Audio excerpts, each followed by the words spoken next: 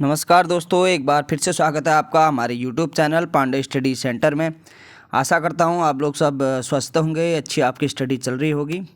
तो एक वीडियो मैंने आज सुबह ही अपलोड करी है दोस्तों, आप निश्चित रूप से उसको पहले देखना, क्योंकि उसमें मैंने स्वरों के बारे में बताया है हिंदी वर्णमाला के अंतर्गत। तो इस क्रम में आज हम देखेंगे अपने जो व्यंजन है हमारे वर्णमाला में, ठीक है। आज व्यंजनों को देखेंगे। अगर आपने मेरे इस YouTube चैनल को सब्सक्राइब नहीं किया है दोस्तों, तो प्लीज़ चैनल को सब्सक्राइब करके जुड़ जाएं चैनल के साथ, ऐसे ही फैक्चुअल क्लासेस देखने के लिए, ठीक है। इम्पोर्टेंट बुक है मेरे पास, ठीक है, ये सामान्य हिंदी की। अगर आपकी हिंदी का कोई भी एग्ज़ाम होता है दोस्तों, ठीक है, तो यहाँ से निश्चित तौर पर आपको ज़रूर से फ़ायदा होगा एग्ज़ाम हॉल में, ठीक है। तो फैक्ट टू फैक्ट यहाँ पे दिया हुआ है सिलेबस, ठीक है। तो काफ़ी हेल्पफुल है दोस्तों, ठीक है, और यहाँ से अच्छे से मैं आपको समझा भी दूंगा, ठीक है। तो स्टार्ट करते हैं वीडियो को दोस्तों। तो जो मैंने वो पहले वीडियो अपलोड करी है दोस्तों, उसको आपने अगर देखा है तो अच्छी बात है, नहीं देखी है तो प्लेलिस्ट में लिंक दे दूंगा दोस्तों, ज़रूर से वॉच करें। स्वरों के बारे में बताया है और आगे आज हम देखेंगे इस वीडियो में व्यंजन अपने, ठीक है। तो स्टार्ट करते हैं वीडियो को। तो आज का टॉपिक है हमारा व्यंजनों पर, ठीक है। तो स्वरों की सहायता से जो बोले जाने वाले व्यंजन वर्ण होते हैं उन्हें हम क्या कहते हैं, व्यंजन कहते हैं दोस्तों, ठीक है। स्वरों की सहायता से कहने का मतलब है कि अभी मैंने वो वीडियो में बताया था ना, पिछली वीडियो में बताया था मैंने कि स्वर क्या होते हैं, वो स्वतंत्र रूप से क्या कहते हैं उसका उच्चारण हम करते हैं, ठीक है। स्वतंत्र रूप से बोले जाते हैं स्वर। और व्यंजन किसकी सहायता से बोले जाते हैं, तो वो स्वरों की सहायता से। क्यों? क्योंकि क्या होता है ना दोस्तों, जैसे हम क लिखते हैं, ठीक है। तो क में क्या होता है, आधा पहले क लिखता है, उसके नीचे हलंत रहता है, ठीक है। हलंत का मतलब है कि आधा क हो गया अब ये। उसके बाद इसमें क्या होगा, इसमें प्लस होगा आपका औ, ठीक है।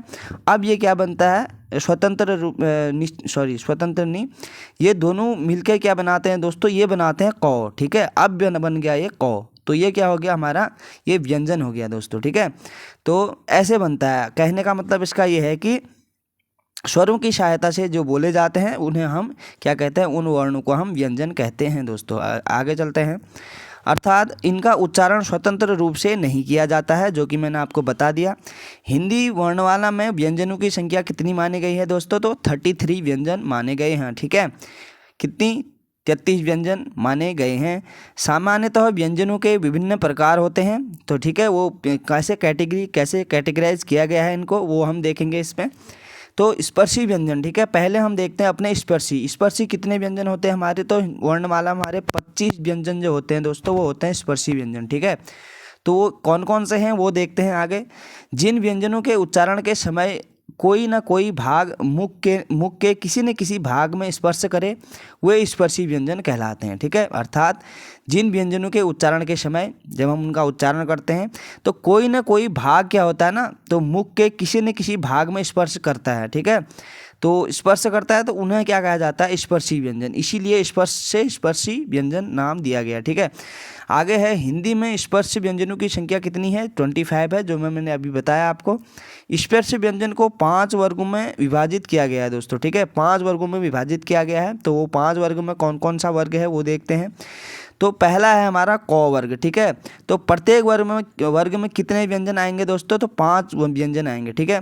तो पहला है हमारा क वर्ग, दूसरा है च वर्ग, तीसरा है ट वर्ग, चौथा है हमारा त वर्ग, ठीक है। पांचवा है हमारा क्या, प वर्ग, ठीक है। तो इसमें क्या है, क ख ग घ और अंगू, ठीक है।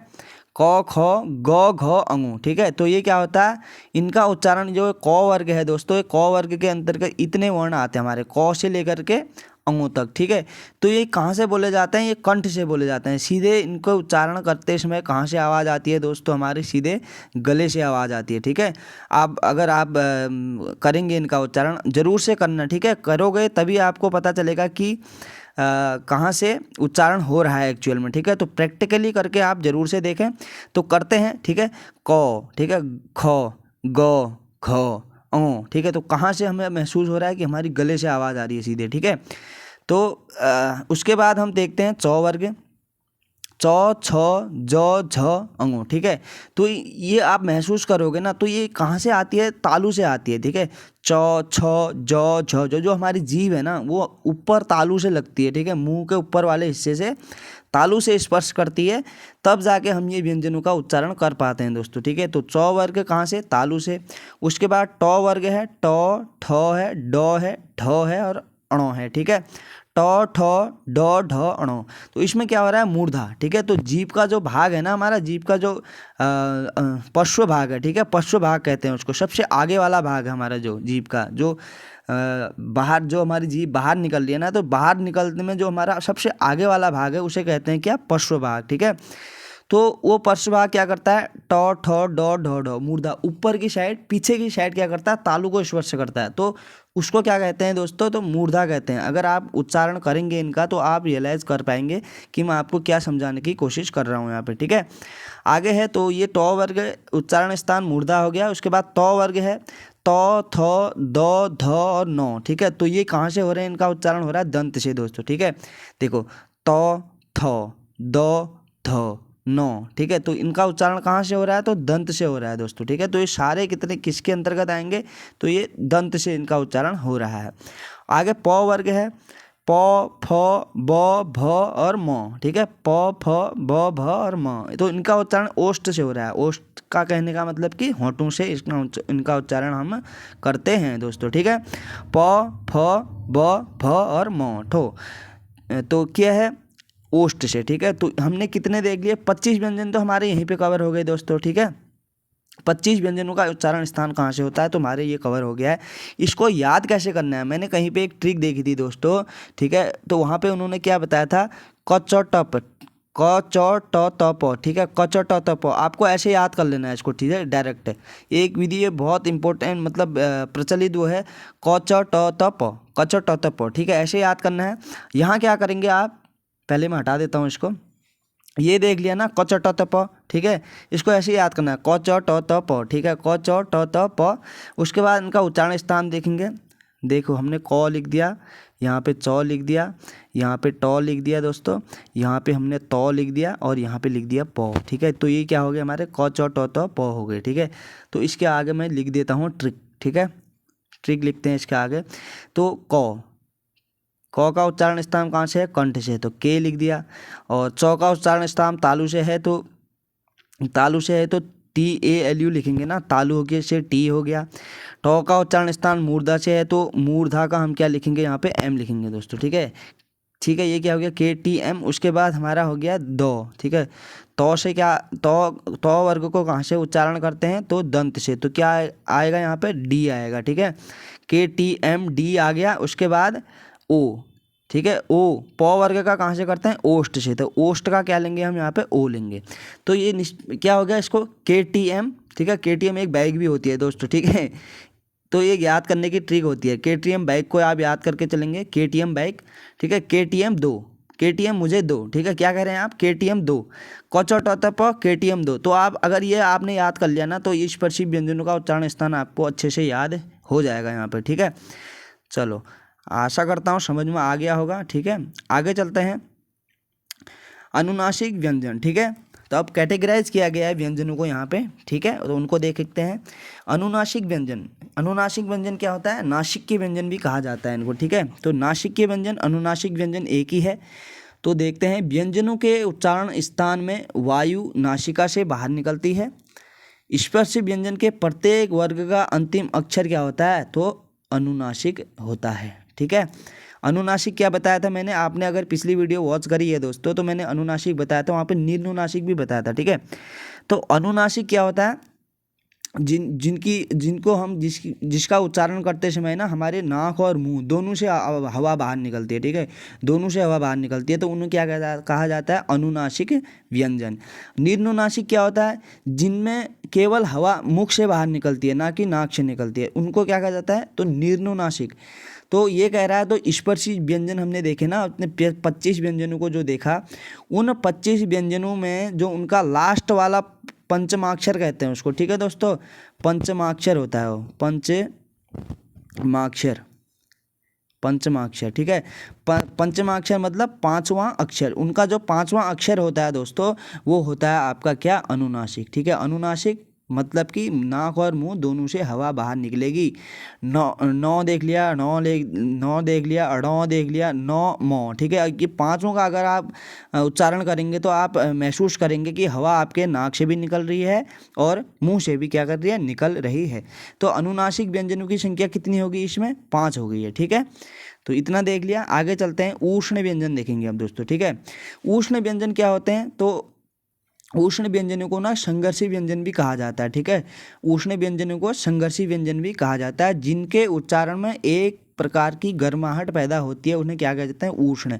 उष्ण से आप सीधे याद करें ना, उष्ण, उष्ण क्या होता है, उष्ण उसके लिए होता है, देखो गर्मी के लिए यूज होता है ना उष्ण, ठीक है। उष्ण कटिबंधीय, ऐसे हमने वन वन भी पढ़ते हैं हम, तो उष्ण क्या होता है, गर्मी के लिए। तो ये कह रहा है कि जिन अक्षरों को हम पढ़ते समय हमारे मुंह में गर्मी पैदा होती है, ठीक है, तो उन्हें क्या कहा जाता है, उष्ण व्यंजन कहा जाता है। तो उष्ण व्यंजनों की संख्या कितनी है दोस्तों, तो 4 है। क्या, कौन से हैं, सौ है, सौ है, सौ है, सौ है और हो है, सौ और हो, ठीक है। तो इनका भी ये सौ का भी अलग अलग उच्चारण होता है दोस्तों, ठीक है।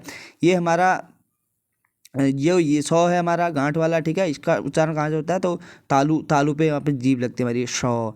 फिर ये होता है, फिर शौ। फिर ये होता है, ये दंत से बोला जाता है, ठीक है। इसमें दंत में जीभ लगती है, सौ, ठीक है। तो ये होता है हमारे उष्ण व्यंजन, ठीक है। इनका उच्चारण करते समय आपके मुंह में क्या होगी, गर्माहट पैदा होगी दोस्तों। आप यहाँ पे क्या करना, प्रैक्टिकली आप इनको बोल के देखो, शौ हो रहा है ना। तो चलो इतना याद हो गया होगा। अब देखते हैं उष्ण संघर्षी व्यंजन, ठीक है। तो उष्ण संघर्षी व्यंजन जो हमारे हैं, उष्ण व्यंजन या संघर्षी व्यंजन भी कहा जाता है, जैसे मैंने बताया, ठीक है। उष्ण या संघर्षी व्यंजन, तो इनका वर्ग रखा गया है, उच्चारण स्थान रखा गया है, और जो इनका घोषत्व प्राणत्व है वो रखा गया है, ठीक है। और अघोष और सघोष क्या होता है, अल्प प्राण महाप्राण क्या होता है, वो भी मैं आपको बताऊंगा, ठीक है। तो क्या होता है, जो हमारा ये शौ है ना, ये तालव्य से बोला, जैसे मैंने बताया ना, तालू पे जीभ लगती है, शौ, गर्माहट भी पैदा हो रही है, शौ, ठीक है। तो तालू से, ये क्या है, मूर्धन्य से, शौ। ये इसमें थोड़ा और पीछे चली जाती है आवाज़, मूर्धन्य, मैंने अभी ऊपर बताया आपको मूर्धन्य का अर्थ, ठीक है। शौ, ठीक है। ये और पीछे थोड़ा तालू से और पीछे खिसक जाएगी जीभ हमारी, और ये होता है, ये इसको कहते हैं वर्तस्य, ठीक है। वत्स्य, ठीक है, वत्स्य, ठीक है। ये होता है, इसको कहाँ से बोला जाता है, तो सौ, इसको थोड़ा दंत में भी इसका क्या लगता है, जीभ लगती है दोस्तों, ठीक है। और जो हो हमारा वो होता है, वो स्वर मंत्र है, उसको स्वर मंत्र कहा जाता है, हो, ठीक है। तो सौ का उच्चारण स्थान तालु हो गया, इसका मूर्धा हो गया, सौ का दंतमूल हो गया, ठीक है। जैसे मैंने भी बताया, दंत में लगती है जीभ, ठीक है। तो उसे क्या कहा जाता है, वत्स्य कहा जाता है, इसको भी याद रखना है, दंतमूल से ये इसको कलेक्ट करके चलना। और इसका ह का क्या होता है, ये कंठ के अंदर से बोला जाता है, जैसे क वर्ग हम कंठ से बोलते थे ना, KTM 2 और कचट अभी याद कराया मैंने।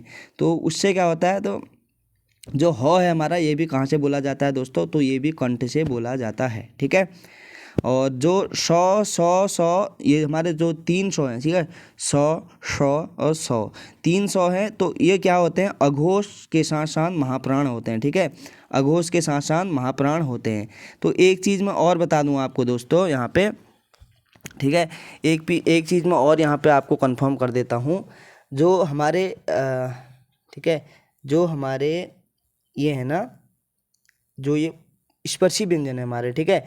तो स्पर्शी व्यंजनों में क्या होता है दोस्तों, इसका जो होता है ना, पहला, ठीक है, ये पहला दूसरा, ठीक है, पहला और दूसरा वर्ण क्या होता है दोस्तों, तो सघोष होता है, सघोष होते हैं, ठीक है। मैं बतौर लिख देता हूँ यहाँ पे, वहाँ से आपको ध्यान नहीं रहेगा, ठीक है। ये क्या होते हैं दोस्तों, ये होते हैं सघोष, ठीक है। ये हो गए हमारे सघोष, ठीक है। पहला और दूसरा 25 जो स्पर्शी व्यंजन है, उसमें से प्रत्येक वर्ग के पहला और दूसरा जो वर्ण होगा वो दोस्तों, वो व्यंजन होगा, उसे क्या कहा जाता है, तो सघोष कहा जाता है। और जो तीसरा, चौथा और पांचवा है दोस्तों, ठीक है, तीसरा, चौथा और पांचवा वर्ण आप यहाँ पे देख रहे हैं, प्रत्येक वर्ग का, ठीक है। ये गौ, घौ, नो, जौ, झौ, नो, डौ, ढौ, नो, दो, धो, नो, बौ, भौ, मौ, ठीक है। तो ये क्या होता है दोस्तों, ये होते हैं अघोष, ठीक है, ये होते हैं अघोष। और ये सघोष, अघोष क्या है, सघोष का अर्थ है कि सघोष, इसमें मतलब कि संघर्ष कम हो रहा है, ठीक है, तो ये आसानी से हम क ख बोला जाता है, ठीक है। तो प भ भ में ज़्यादा हमारा क्या लगता है, ज़्यादा मेहनत लगती है बोलने में, ठीक है। मुंह में हम ऐसे समझ में नहीं आएगा, जैसे आप उच्चारण करेंगे ना तब आप समझ पाएंगे कि मैं क्या कहने की कोशिश कर रहा हूँ आपको, ठीक है। इसमें ज़्यादा संघर्ष नहीं करना पड़ता। प फ आप आसानी से बोल देंगे, त थ बोल देंगे। तब द ध न बोलेंगे ना तो उसमें थोड़ा क्या होता है, एक्स्ट्रा वो लगती है, ताकत लगती है, ठीक है। तो एक्स्ट्रा संघर्ष करना पड़ता है, तो उसे क्या कहते हैं, अघोष। और जो पहला और दूसरा जो है उसे कहते हैं सघोष, ठीक है। इसी प्रकार से अल्प प्राण और महाप्राण, ठीक है, प्राणत्व के आधार पर भी बांटा गया है वो व्यंजनों को, जो मैं अभी आपको बताऊंगा वो तो मैं आपको एक समझाने के लिए यहाँ पे बता रहा हूँ दोस्तों, ठीक है। तो अल्प प्राण और महाप्राण देखते हैं, ठीक है। अल्प प्राण महाप्राण क्या होता है दोस्तों, अल्प प्राण और महाप्राण, ठीक है। जो पहला पहला पहला तीसरा और पांचवा, ये क्या होता है दोस्तों, अल्प प्राण वर्ण व्यंजन होते हैं, ठीक है। अल्प प्राण पहला, प्रत्येक वर्ग का पहला, तीसरा और क्या, पांचवा, ये क्या होंगे, अल्प प्राण होंगे। और जो दूसरा, ठीक है, और जो दूसरा वर्ण, दूसरा और चौथा, ठीक है, दूसरा और चौथा वर्ण क्या होंगे यहाँ पे दोस्तों, वो होंगे महाप्राण, ठीक है। वो होंगे क्या, महाप्राण, ठीक है। इतना देख लिया, तो आगे चलते हैं। यहाँ पे हमने नासिक की भी देख लिया था, उष्ण संघर्षी व्यंजन भी देख लिया दोस्तों। आगे हम बढ़ते हैं अब, ठीक है, नेक्स्ट पेज पे अब जब चलते हैं दोस्तों, निश्चित रूप से आशा कर रहा हूँ कि आप लोग मन लगा के पढ़ रहे होंगे यहाँ पे, ठीक है, और पढ़ें भी ज़रूर से। और ये आपको पीडीएफ चाहिए तो मैं एक टेलीग्राम चैनल भी जल्दी से बना दूंगा दोस्तों, वहाँ पे पीडीएफ भी डाल दिया करूँगा इसका, ठीक है, ताकि आपको क्यों हो, आप रिवीजन भी कर पाएँ, ठीक है। यहाँ पर मैं आपको समझा दूँ और उसके साथ साथ आप भी पढ़ेंगे ना तो आपको जल्दी से ये चीज़ें याद होंगी, ठीक है। तो आगे कह रहा है दोस्तों, अंतस्थ व्यंजन, जिन वर्णों का उच्चारण स्वर एवं व्यंजनों के बीच के मध्य होता है उसे य र ल कहते हैं। इनको क्या कहते हैं दोस्तों, य र ल और वो, ये क्या होते हैं, ये होते हैं अंतस्थ व्यंजन, ठीक है। अगर एग्जाम में पूछा जाता है, अगर एग्जाम में क्वेश्चन बनता है वहाँ पे, तो निम्नलिखित में से अंतस्थ व्यंजन कौन सा है, वहाँ पे आपको अ दे देगा, वहाँ पे च दे देगा, ज दे देगा, वहाँ पे म दे देगा, बोलेगा कि इसमें से अंतस्थ व्यंजन कौन सा है। सॉरी, म नहीं देगा, यहाँ पे य डाल देगा वो, ठीक है, य डाल देगा, या र ल वो कुछ भी डाल सकता है, तीन अलग देगा और एक इनमें से क्वेश्चन वहाँ पे ऑप्शन में डालेगा। तो अंतस्थ व्यंजन ध्यान से देख लेना दोस्तों, य र ल और वो क्या होते हैं, हमारे अंतस्थ व्यंजन होते हैं, ठीक है। अंतस्थ व्यंजनों का जब उच्चारण स्थान भी पूछेगा तो उच्चारण स्थान देखो, तालव्य से बोला जाता है यो, ठीक है, तालू से लग रही है ना जी बीच में बोलने के लिए, ठीक है, यो। उसके बाद आता है हमारा र क्या होता है, वर्ष होता है ये भी, और ये भी दंतमूल होता है, र, ठीक है। जब अगर किसी के दांत नहीं होंगे ना वो र नहीं बोल पाएगा दोस्तों, ठीक है। तो र के लिए दंतमूल, ठीक है। और लौ क्या है, दंतमूल है। लौ भी जब जो हमारे ऊपर वाले दांत का हिस्सा होता है उसके जस्ट पीछे जब जीभ लगती है तब हम बोल पाते हैं लौ, ठीक है।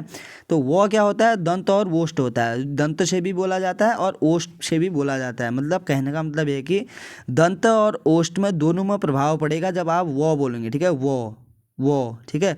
आपके ऊपर और नीचे के दांत भी क्या आएंगे, समीप आएंगे, और ओष्ठ भी आपके उसमें प्रक्रिया करेंगे, ठीक है। वो आप खुद उच्चारण करके आप देखना दोस्तों। ध्वनियाँ क्या है इनकी, य क्या है, अर्धस्वर है, र लुंठित है, ठीक है, ये र IMP है, यहाँ ये लुंठित ये वाला पूछा गया है कई बार एग्जाम में। ल क्या है, पार्श्विक है, और वो क्या है, अर्धस्वर है, ठीक है। तो ये है। उसके बाद सघोष, महाप्राण, अल्पप्राण, ये तो मैंने ऊपर बताया था, समझाया था।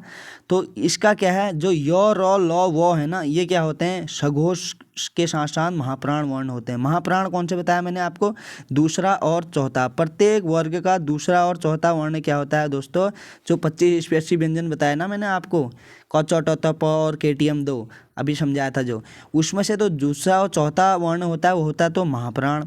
और सघोष क्या होता है, सघोष कौन सा वर्ण होता है दोस्तों, सघोष होता है प्रत्येक वर्ग का तीसरा, चौथा और पांचवा वर्ण, ठीक है, वो क्या होता है, सघोष होता है। तो ये य र ल वो क्या है, ये सघोष के साथ साथ क्या है दोस्तों, महाप्राण वर्ण हैं, ठीक है। आगे है उत्क्षिप्त व्यंजन। उत्क्षिप्त व्यंजन क्या होता है, ये व्यंजन जिसके उच्चारण में जीभ उल्टी से तालु होकर छिपट जाती है, जैसे ड ढ। देखो आप उच्चारण करो दोस्तों, उच्चारण करो आप, ठीक है, मैं भी करूँगा साथ में, आप भी करेंगे। उत्क्षिप्त, उत्क्षिप्त देख रहे हैं तो ड और ढ क्या है, उत्क्षिप्त। जैसे वे व्यंजन कह रहा है जिसके उच्चारण में जीभ उल्टी होकर तालु जो तालु होता है ना, उससे होकर छिपट जाती है। छिपट जाती का मतलब क्या है, एक झटका मारती है, वो एक झटका मारेगी, ठीक है। ड ढ, ठीक है। तो क्या होते हैं, ये मूर्धन्य होते हैं, सघोष और अल्पप्राण होते हैं। ड, ठीक है, ड क्या होता है, मूर्धन्य और सघोष के साथ साथ अल्पप्राण होता है। ढ क्या होता है, मूर्धन्य के साथ साथ सघोष और महाप्राण होता है, ठीक है। सघोष ड, सघोष अल्पप्राण और ढ सघोष महाप्राण, ठीक है। आगे है संयुक्त व्यंजन। तो संयुक्त व्यंजन पूछे जाते हैं, कई बार एग्जाम में क्वेश्चन बना है दोस्तों। संयुक्त व्यंजनों का उच्चारण अन्य व्यंजनों की सहायता से किया जाता है, मैंने कई बार ही बता दिया आपको। इसकी संख्या कितनी है, तो इनकी संख्या क्या है, इनकी संख्या है 4, ठीक है। तो छ कैसे बना है हमारा, जो हम छ लिखते हैं ना दोस्तों, वो छ कैसे बना है, छ देखो, छ बना है आधा क, ये हलंत आप देख रहे होंगे, इनके नीचे हलंत लगा है, ठीक है, पूरा क नहीं है ये, अगर पूरा क होता ना तो ये गलत हो जाता, ठीक है। तो आधा क आधा सौ से क्या बना है, छ बना है, ठीक है। उसके बाद त्र कैसे बना है, आधा त आधा र से, आधा त और पूरा र से क्या बना है, त्र बना है। और ज्यों किससे बना है, आधा ज और नौ से क्या बना है, ngो बोलते हैं इसको ना, नौ नहीं ngो, ठीक है, ngो। तो ngो और जो आधा ज और ngो से क्या बना है, ज्यों बना है दोस्तों, ठीक है। और श्र किससे बना है, आधा श और र, ठीक है। एग्जाम में यहाँ से देखो कितना छोटा सा टॉपिक है दोस्तों यहाँ पे, ठीक है, लेकिन यहाँ से इतने इंपॉर्टेंट क्वेश्चन बन जाते हैं ना एग्जाम में कि हम वहाँ पे आंखें खुली की खुली रह जाती है हमारी। क्यों रहती है, क्योंकि देखो अगर वहाँ पे श्र पूछ लिया ना उसने, श्र निम्नलिखित में से श्र कैसे बना है, वो ऑप्शन डालेगा वहाँ पे। अगर वो उसने ये वाला श्र डाल दिया, फिर प्लस र कर दिया, ठीक है, फिर उसने क्या करा, फिर उसने ये वाला श्र डाल दिया और प्लस में क्या कर दिया, उसने र कर दिया, ठीक है, बराबर पूछेगा फिर आपसे वो ये सही है वो सही है या कौन सा सही है कहेगा, ठीक है। उसके बाद क्या होता है दोस्तों, अभी बताता हूँ, 1 मिनट, हाँ। तो उसके बाद वो तीसरा ऑप्शन डालेगा आपको कौन सा, उसके बाद ये ऑप्शन डालेगा, ठीक है, ये सौ डालेगा, उसके बाद क्या करेगा, रो। तो निम्नलिखित में से बता, और एक ऑप्शन कुछ भी डाल सकता है, अब इतना नहीं, ठीक है। तो इनमें से वो बोलेगा किसके संयुक्त रूप से श्र की उत्पत्ति हुई है, श्र बना है, ठीक है। तो अगर आपने ये वाला श्र अगर आपके माइंड में नहीं है ना, तो आपका क्वेश्चन वहाँ पे गलत हो सकता है 100%, ठीक है। तो निश्चित रूप से याद करना है कि गांठ वाला श्र है वहाँ पे दोस्तों, ठीक है, श्र की उत्पत्ति जिससे हुई है वहाँ पे क्या है, गांठ वाला श्र है। आगे है हिंदी शब्दकोश में संयुक्त व्यंजनों का क्रम, ठीक है। तो छ के बाद त्र आता है, त्र के बाद ज्यों और श्रो आता है, ठीक है, श्रो लास्ट में आता है, ठीक है, छ त्र ज्यों श्रो, ठीक है। तो क के बाद आता है छ, तो के बाद आता है त्र, ज के बाद आता है ज्यों, ठीक है, और शौ के बाद आता है श्रो। शौ के बाद जो के बाद का अर्थ ये है कि इनसे इनकी उत्पत्ति हुई है दोस्तों, ठीक है, जैसे ऊपर हमने भी यहाँ पे देखा। समझ गए होंगे, आई होप समझ गए होंगे आप, ठीक है। नहीं समझे हैं तो कमेंट बॉक्स में एक कमेंट जरूर से डालें दोस्तों ताकि मैं एक वीडियो और बना सकूं, जो मैं अपने नोट पे बनाऊंगा, फिर जो मैंने हैंडमेड जो मेरे नोट है ना, मैं उन पे फिर वीडियो बनाऊंगा, वहाँ से आप निश्चित तौर पे समझ ही जाएंगे दोस्तों, ठीक है। तो आगत ध्वनियाँ देखेंगे अब, और ग्रहित ध्वनियाँ, इन्हें अरबी फारसी ध्वनियाँ भी कहते हैं, ठीक है। आगत का मतलब कि विदेशों से क्या हुई हैं, हमारे पास हमारी भाषा में आई हैं, ठीक है।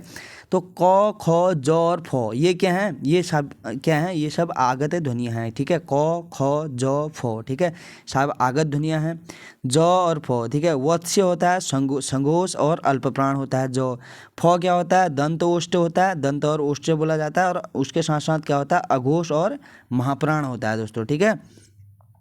अगर आपको ये सघोष अल्पप्राण और ये इनके सघोष और इस दंत और ये तो आपको खैर उच्चारण में समझ जाएंगे आप, लेकिन इसको समझना थोड़ा टफ होता है, जैसे सघोष और अल्पप्राण, अघोष, महाप्राण, तो इनको समझने का एक ही वो है दोस्तों, ठीक है। तो वो जब आप उच्चारण करेंगे ना, लगातार प्रैक्टिस करेंगे आप कि कौन सा वर्ण कहाँ से आवाज़ आ रही है, कितना संघर्ष लग रहा है, उसमें ज़्यादा लग रहा है कि कम लग रहा है, तो आप सघोष अल्पप्राण और महाप्राण, सघोष अघोष अल्पप्राण महाप्राण प्राण आप अच्छे से समझ जाएंगे। ठीक है, तो हिंदी मांगती है भैया रिवीजन। ठीक है, जितना आप रिवीजन करेंगे, जितना आप पढ़ेंगे, उतना ही आपको क्या होगा, हिंदी में फ़ायदा मिलेगा दोस्तों। ठीक है, तो घोषित्व के आधार पर व्यंजन दो प्रकार के होते हैं। ठीक है, घोषित्व के आधार पर दो प्रकार के होते हैं, एक होता है अघोष, एक होता है घोष या सघोष। ठीक है, जिन वर्णों के उच्चारण के समय देखो, अब यहाँ पे एक होता है अघोष, एक होता है सघोष। ठीक है, लेकिन उस सघोष को भी क्या कहा जाता है, उसे घोष भी कहा जाता है। ठीक है, तो एग्जाम में सघोष की जगह घोष भी आ सकता है, तो निश्चित तौर पे ध्यान रख के चलना है। जिन वर्णों के उच्चारण के समय स्वर तंत्रियों में कोई विशेष प्रकार का कंपन नहीं होता है। ठीक है, जैसे मैंने अभी बताया, जिसको बोलने में, जिस वर्ण को बोलने में दोस्तों आपको क्या हो रहा है, ज़्यादा संघर्ष नहीं करना पड़ रहा है, आपके मुंह में ज़्यादा कंपन नहीं हो रहा है, तो उसे क्या कहते हैं, हम अघोष कहते हैं। ठीक है, और प्रत्येक वर्ण का पहला और दूसरा व्यंजन क्या होता है, अघोष होता है। जैसे हमें 25 स्पर्शी व्यंजनों के अंतर्गत हमने 5 वो देखे ना, समूह देखे। ठीक है, वर्ग देखे, क वर्ग, ट वर्ग, च वर्ग, त वर्ग, प वर्ग, ऐसे। ठीक है, तो क्या कह रहा है ये, प्रत्येक वर्ण के पहला और दूसरा व्यंजन क्या होता है, अघोष होता है, और तीसरा, चौथा और पांचवा क्या होता है दोस्तों, वो होता है सघोष। ठीक है, जैसे क वर्ग, ख वर्ग, क ख, च वर्ग का च छ, त वर्ग का त थ, और ट वर्ग का ट ठ, प वर्ग का प फ, और जो फिर 3 वर्ण आगे आएंगे, प फ ब भ म, ब भ म। ठीक है, वो क्या हो जाएगा, वो हो जाएगा आपका सघोष। ठीक है, अब देख लेते हैं सघोष भी देख लेते हैं, चलो। जिन वर्णों के उच्चारण के समय स्वर तंत्रियों में विशेष प्रकार का कंपन हो, वे क्या होते हैं, सघोष वर्ण कहलाते हैं। अब इसमें क्या हो रहा है दोस्तों, इसमें हो रहा है संघर्ष। हमारा मुंह क्या कर रहा है दोस्तों, संघर्ष कर रहा है आपस में। ठीक है, तो क्या हो रहा है, स्वर तंत्रियाँ जो होती है ना, स्वर तंत्रियों का क्या अर्थ है यहाँ पे, आप समझ पा रहे हैं या मैं बताऊँ? स्वर तंत्रियों का अर्थ ये है कि जो मुंह के अंदर से हमारे विभिन्न भागों से जो हम स्वरों का उच्चारण करते हैं ना, तो वो ही हैं स्वर तंत्रियाँ। स्वर तंत्रियों में अगर संघर्ष हो रहा है, उत्पन्न कंपन हो रहा है वहाँ पे, तो उन्हें क्या कहेंगे हम, क्या कहेंगे, घोष या सघोष वर्ण। तो प्रत्येक वर्ग का तीसरा, चौथा और पांचवा वर्ण क्या होता है दोस्तों, तो वो होता है आपका घोष या सघोष। ठीक है, 25 वर्षीय व्यंजनों में से आप देख सकते हैं, ग घ, क वर्ग का ग घ ङ, ट वर्ग का ड ढ और ण, प वर्ग का प भ म, च वर्ग का च छ ण, और त वर्ग का द ध न। ठीक है, तो ये तीसरा, चौथा और पांचवा वर्ण क्या होता है दोस्तों, ये होता है सघोष या घोष। अब प्राणत्व के आधार पर यहाँ पे डिवाइड किया गया है। ठीक है, प्राणत्व के आधार पर कितने भागों में, तो 2 भागों में, 2 भागों में। ठीक है, तो 2 भाग कौन से हैं, एक है अल्प प्राण, एक है महाप्राण।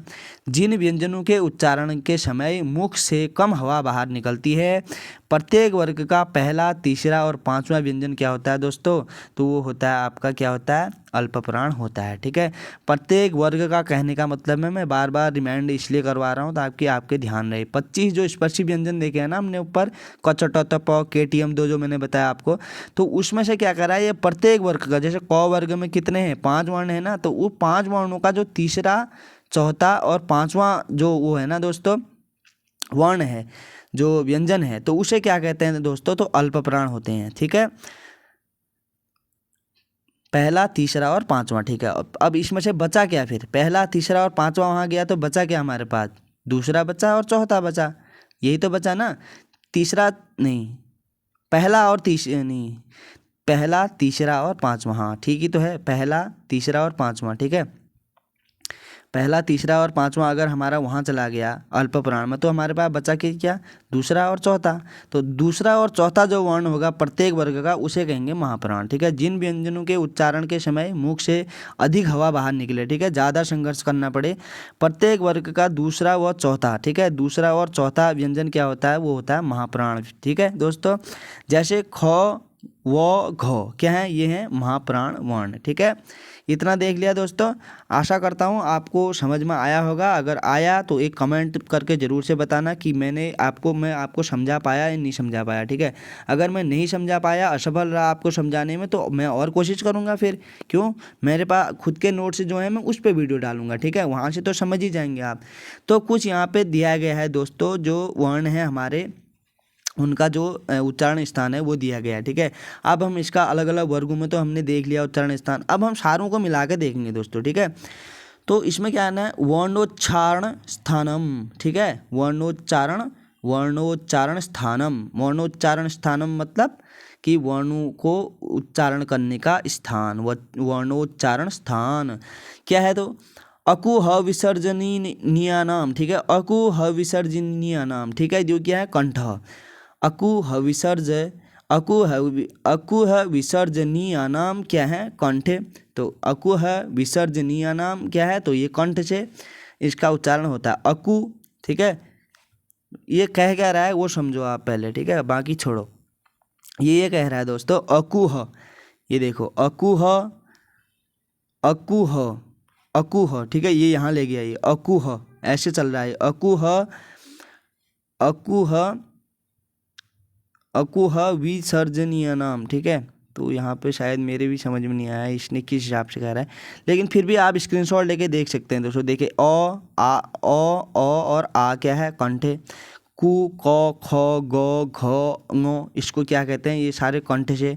ह और ह, ठीक है, ये भी कंठ, इसका स्थान अह, ठीक है, अह हम बोलते हैं ना, तो अह बोलने में भी क्या आ रहा है, सीधे कंठ से क्या हवा आ रही है, ठीक है। तो कंठ से बोलने वाले जो हैं वर्ण वो यहाँ पे दे रखे हैं, ठीक है। तो निश्चित तौर पे आप स्क्रीनशॉट लेके जरूर से चलें दोस्तों। आगे है इचु यशनान तालु, इचु यशनान तालु, ठीक है मेरे इसको संस्कृत बोलने में भी ना फिर वही निकल रहा है मुझे, इचु यशनाम तालु, ठीक है, इचु यशनाम तालु। इसका अर्थ है इचु यशनाम तालु, ठीक है, इचु यशनाम तालु। ई हो गया, च हो गया, य श, ठीक है, छ ज झ और ङ, ठीक है। तो ये क्या है तालु से बोलने वाले हमारे वो होते हैं व्यंजन या वर्ण, ठीक है। तालु, इनका उच्चारण स्थान क्या है तालु, इचु यशनाम तालु, ठीक है, इचु यशनाम तालु। स्क्रीनशॉट लेकर आप जरूर से रिवीजन करें दोस्तों।